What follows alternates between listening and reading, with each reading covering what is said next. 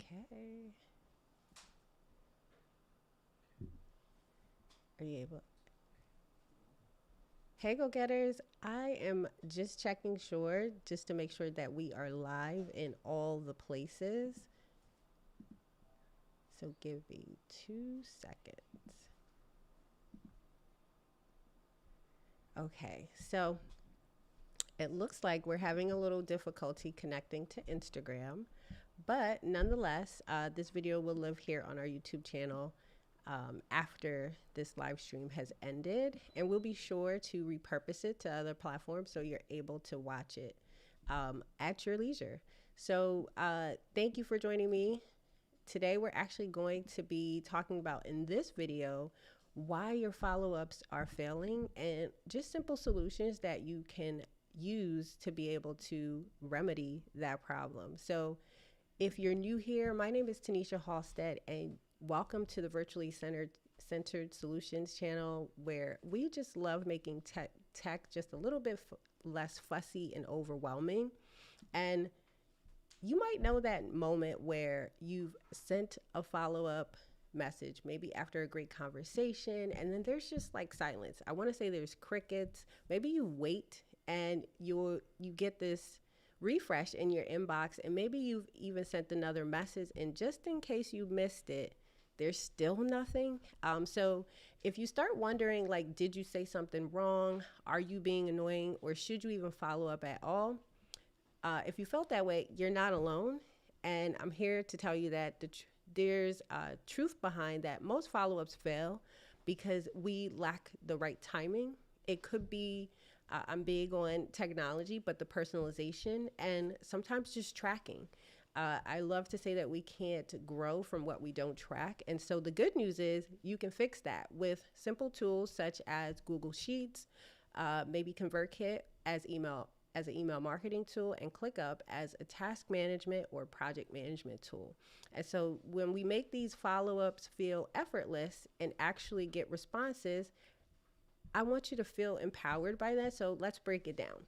So the top 3 reasons that your follow-ups are failing is you're following up at the wrong time.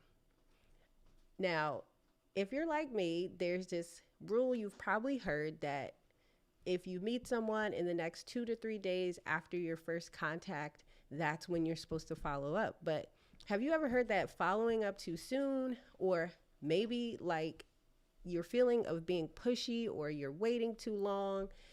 Maybe you forgot about it. So timing is everything. So I'd love for you to set up a simple follow-up timeline. And for you, that first follow-up could be 2 to 3 days after your first contact, or maybe it's a second follow-up 5 to 7 days later, or even a third follow-up 10 to 14 days later. Now, keep in mind, this is customizable to your business and what you're doing. But as far as us fixing it, it's using a tool. So a tool in particular that I use is ClickUp. And so I'm going to go ahead and share my screen so that you're able to see exactly what I'm talking about here.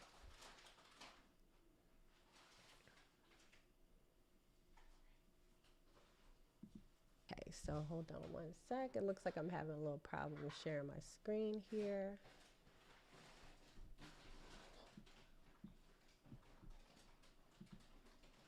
Okay.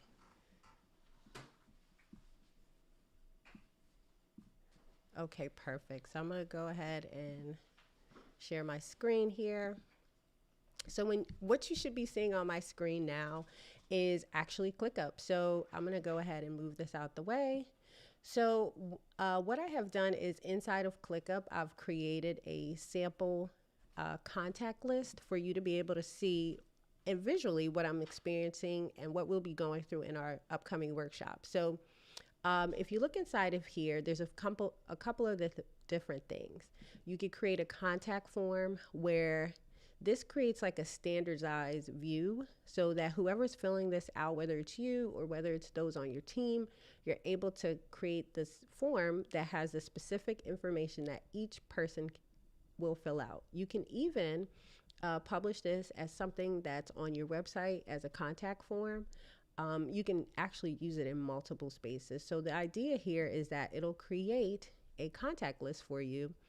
You're able to know where the contacts are coming from. You'll have their full information. You can even know different things like group things by their positions. And so this is a way for you to create a simple way to be able to organize and track those follow-ups that need to be done.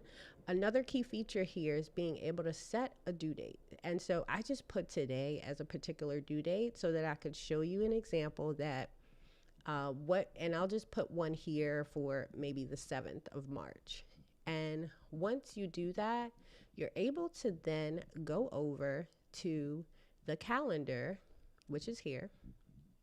And now, if you're a person that likes to view it in calendar view, you'll see that on the 10th, you should be following with Quinn S. Garvey. And then if we go over to the next month, you'll see that you're following up with Theodore in March. Now, some of these key features that you can also do inside this contact list is set recurring dates. So if this is something where you're setting up processes of following up within the 2 months or within the 2 weeks, you're able to go ahead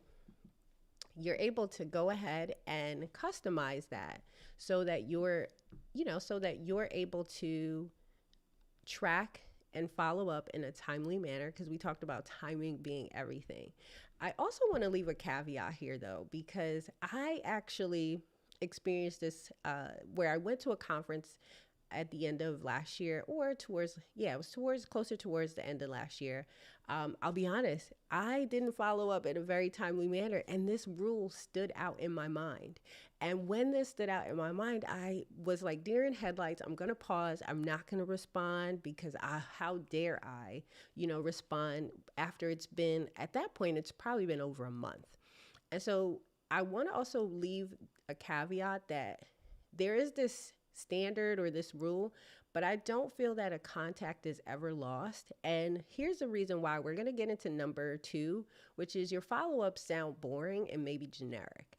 And with that idea of having this first contact in first 2 to 3 days, I would have gave up. But let's be real. How many times have you been sent or received messages like either, oh, I saw you at such and such event, and just kind of like leaving it at that? It's almost like someone tagging where they saw you, and it's not necessarily, it's not warm and inviting. Or maybe you've gotten like something that says just checking in to see if you had any thoughts. For me, that leaves it so vague and it's so broad that how many of those have you not responded to?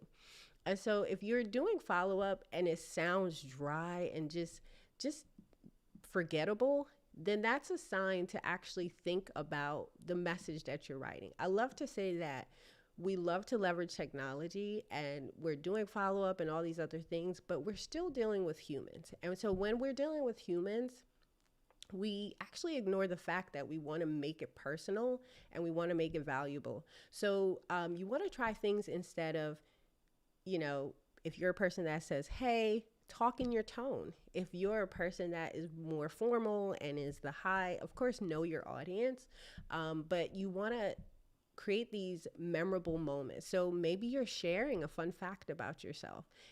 I do think that as we're doing follow-up, it doesn't have to be so dry and boring. You can share different resources, provide value in those ways. Maybe I had someone even send me a voice note as a follow-up, and I thought it was very personable because it also put me back into the space of that is the person that I experienced face to face. So let me know if that helps. And a fun fact or a pro tip in this segment is saving your best performing follow-up messages in a Google Sheet so you can tweak and reuse them. I think sometimes we forget also that if something works, let's try to do it again instead of reinventing the wheel. But being able to track, as we just spoke about before, allows us to pivot and allows us to realize that something may resonate with our audience. Maybe there's a fun fact about you that no one ever knew, and you're using that as the way to follow up, and it's causing more people to remember and engage with you. So think about those things as well. And we'll get into the third point, which is if you're not tracking your follow-ups, let's be honest. Are you relying on your memory to track? Because I don't know about y'all, but my memory is shot. It's like, what did we even eat for lunch today? Or even what day is it? So being able to track and taking that, I love to use that image of that movie.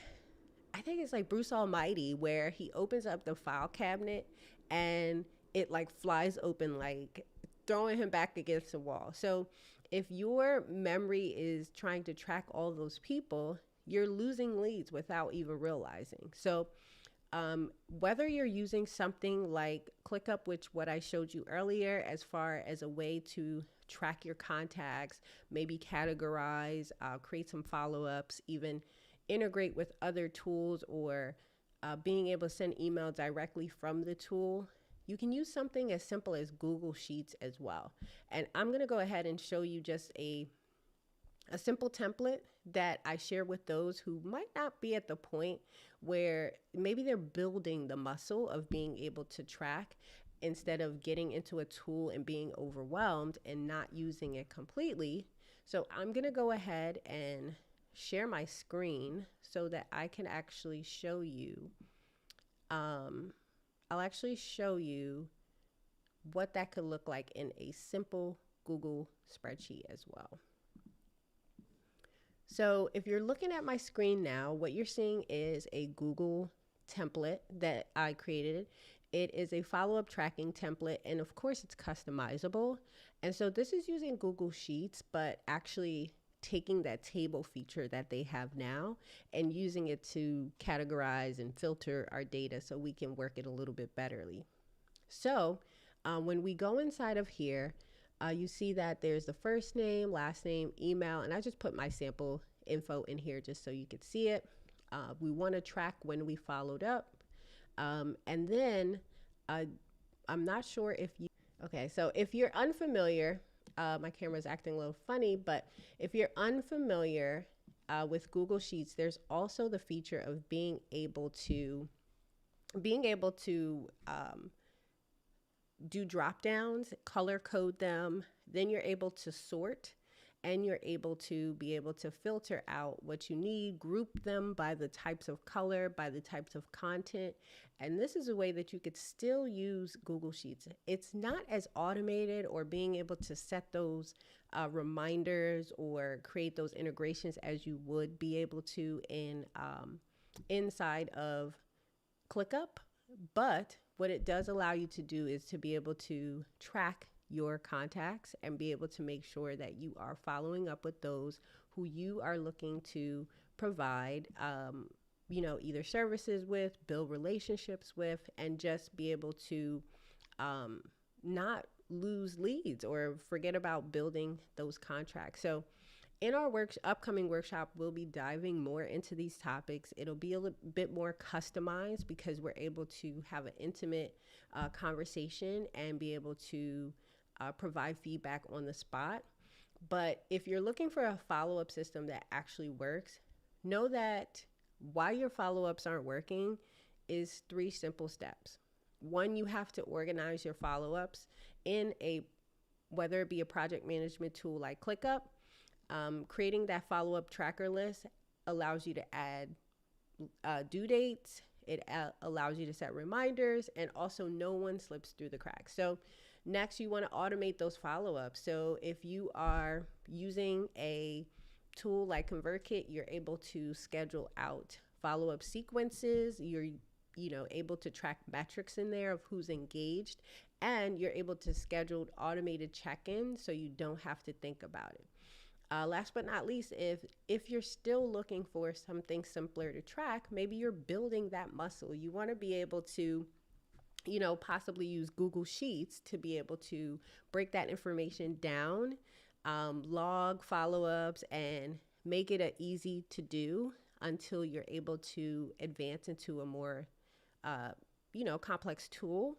So final thoughts is just, I want you to stop guessing. I want you to start closing more deals. So maybe you're considering your follow-up time if it's right.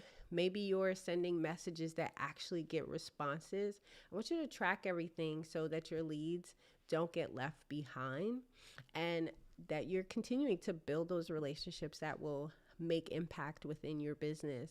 And so if you are joining us for the first time here, I want to say thank you. If you're watching this on the replay, I also want to say shout out to our replay watchers.